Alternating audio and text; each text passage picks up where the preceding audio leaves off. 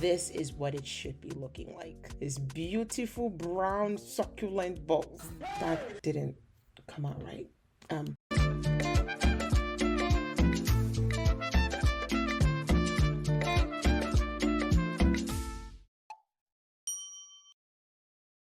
It is not pronounced AKARA, neither is it AKARA. This succulent Nigerian bean fritter, well, I believe it is a fritter because according to a famous philosopher in the 1800s, a fritter is any batter that is molded and deep fried in oil.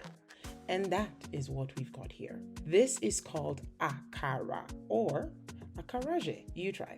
AKARA. Wonderful. I'm going to show your dear self how this is made.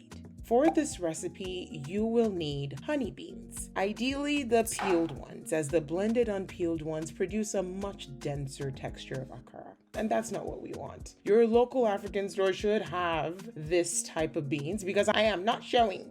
In addition to that, you will be needing 1 crimson pepper. Mine is looking like this because it's de-seeded and it was taken from the freezer. If you've not seen my video on how I pick and store peppers for the winter, you've missed. So go ahead and hit the link up there. You will also need 1 Scotch bonnet, half onion, 2 eggs, salt, and some seasoning. Simple ingredients. In a bowl, you are going to combine the peeled beans, peppers, and onion, and you're going to transfer to a blender and add in about 4 tablespoons of water. Water is to be added in minimal increments as you need a very thick batter. If you don't go slow, you might end up with a flow of bean batter. Add in your eggs, salt, and your seasoning.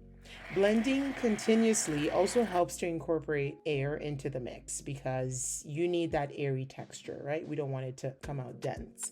Transfer the batter to a bowl and add in the fish into the mix. Now, fish is just very optional. You can choose any other type of light protein. Now, emphasis on light because if you use something chunky like chicken, chunky chicken bits or something, the batter is not going to hold. It's going to fall apart in the hot oil. Now it's time to heat up your oil. Now, this is deep frying, hence you cannot be stingy with the oil. Pour it in. Be generous. You can either heat to a 400-degree temperature or you can use the old-fashioned method of, dropping in a little bit of that batter and see if it rises to the surface. If it does rise to the surface like so, then it is ready. Use a spoon to scoop in equal portions into the oil. Please resist the urge to overload the oil. You're gonna have bean balls all glued together. We don't want that. Portion equally and give at least some space in between each of those portions. The heat should go between high and medium to prevent burning. You want to reduce the heat just a little bit, just so that you don't have bean balls that are seeming ready on the outside but still raw on the inside. After 2 to 3 minutes of constantly flipping the balls, this is what it should be looking like. This beautiful brown succulent balls. This is usually taken on Saturday mornings with some pap, custard, oatmeal, or even bread. Don't forget that the detailed recipe and instructions are on the site sturvsbyiddy. If you are yet to subscribe, my friend, what are you doing? It is 2024. Go ahead and subscribe, like, and share, okay? I will see you in my next video with that next smacking recipe.